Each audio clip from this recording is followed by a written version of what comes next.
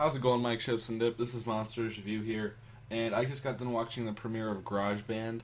It's not spelled like GarageBand, as in like a part of your house. It's like GROJ band. So I'm guessing it's like intentional for them to make it sound like GarageBand because they pretty much are a garage band. Well, they are a garage band, but yeah. Basically, I'm just doing a review on it. I took notes during it, so I'll kind of just go over that. So, the first episode was basically where there was this like superstar coming into their town named, I think it was Sherry Grapestain, and basically they wanted to sing a song in front of her so that they could get onto her movie trailer or whatever. And I'll just kind of go over the 5 things what I thought about it. Music and voice actors. The voice actors were pretty good. The only thing I had a problem about with these episodes was that the voice actor for Corey, the main character, it sounds a little bit too. It sounds too mature for a 12-year-old. I understand that it kind of has to be an adult, and they probably wouldn't have like a good 12-year-old singer because it sounds like a squeaker. No offense, anybody out there. But, yeah, I kind of understand their perspective from that. And their music, the only problem I have with that is this was made by Fresh TV. They also made cartoons such as 16, Total Drama, the Total Drama franchise. I'm also pretty sure they made Sidekick and Scaredy Squirrel. All these cartoons, they kind of have like the same kind of music style, and but what I noticed about this one was that the first episode had like a different music style than the second one, because each episode's like 15 minutes and a half hour. The first one kind of had it had more of like a rock out tune, but the second one kind of reminded me like a Michael Jackson, like Billie Jean Thriller tune, I guess. Like it was kind of like Michael Jackson themed. Well, that is because the second episode was based around zombies, but yeah.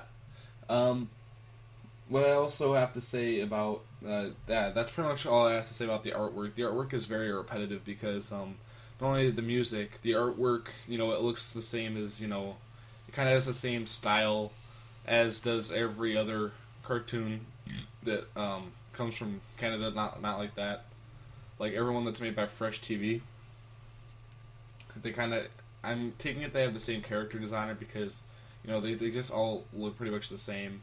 I'm pretty sure this is also Flash animated. Originality and uniqueness. I noticed several things that happened in both episodes. Both episodes, they both kind of had a repetitive feel to it because there's this girl named Trina. I think she wrote down their lyrics, but whenever there's just something bad that happens. There was something bad that happened in both episodes. I'm not going to really reveal it, but in both episodes something bad happened. And she got really mad, and then she got out her diary thing, and her pen turned to fire, and she wrote it down. And I take it that she only writes lyrics when she's mad for their songs. But yeah, the only problem I also have about the artwork is Trina, which is that girl, that writes their songs and stuff. She kind of looks like a 13-year-old. She doesn't really look as old as she should be, and yeah, she looks like a 13-year-old driving a car. She doesn't look as mature as they say she is in the show.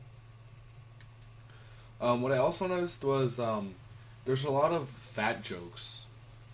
Like, when everyone just fell from this one big thing, the bigger dude, his name is... Let's see. The bigger dude's name is... Where is it? Here we go. The bigger dude's name is Khan. Yeah. Everyone else, Ken, Laney, and Corey, they just fell down and they just got hurt. He like fell down, or Khan, the bigger dude, he fell down like a flower. That's kind of like a fat joke. Same with as in there was a girl at a store, at a music store that offered him a piece of cheese and he gobbled down the whole plate. Same with when they were walking down a sidewalk. Everyone was just normal, but he was like hyperventilating. He was like, and what I also noticed was repetitive was the transitions. Like, they were like, awesome transition, cool transition. Like, just like when they were like exchanging scenes, they were just like, cool transition, awesome transition. Like, you know what I mean? And there was also the same transition at the end. Like, you'd see Corey, which is, you know, the main dude, and he'd be pulling down like his garage. I don't know what they call that. Like, you know that thing that like you pull it up and down. It's like that thing on the front of your garage. It's like it's a garage door. There we go. He pulled it down. It was like, thanks for coming out, and then he pulls it down. Yeah, that was like, I saw that at the end of both episodes. Kind of reminded me of Family Guy humor a little bit because, like, you know how in Family Guy, like, say that, like, Peter remembers doing something with a celebrity or something, then they, like, flash back to that moment and they show it or whatever? That was kind of like that, too. And yeah, they were like, I remember watching those movies in 3D, and then they showed something, or isn't it drive-in when you drive through screens? They're like, oh, no, it's where you drive out to, like, this place or whatever.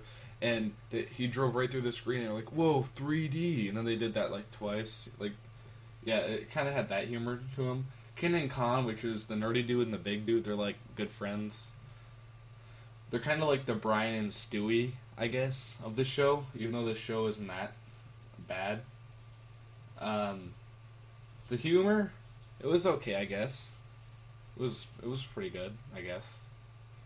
It was kind of like a mixture between a little bit of teen humor, but also a little bit of childish humor. I noticed also, it was kind of awkward, but in the zombie episode, Nick Mallory, he's like this popular jock dude that Trina likes.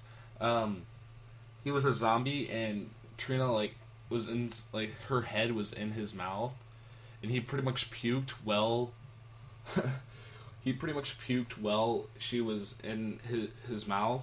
Like, this isn't as bad as Total Drama Island humor by far, because in that they were, like, naked and it was awkward. But, yeah, it was kind of unexpected, I guess. That Nick Mallory was like, Nick Mallory is feeling weird. Nick Mallory is a zombie. Like, he kind of, he's like, whenever he wants to say something, he's just like, Nick Mallory. He's like a jock. I guess that's what they portray him, as a jock. Yeah, the singer was okay. The music was good. It's just, you know, he sounded too deep for a 12-year-old. They had these little two fangirls. They're like, oh my god, I love Garage Band. And, yeah.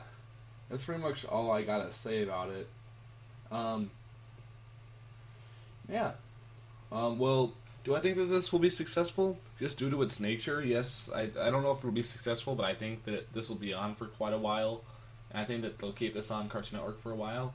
But, honestly, to me, give an honest review, yeah, like, yes, I will watch it. Like, I'll keep it on. Like, if I'm just channel surfing, yes, I'll keep it on the TV.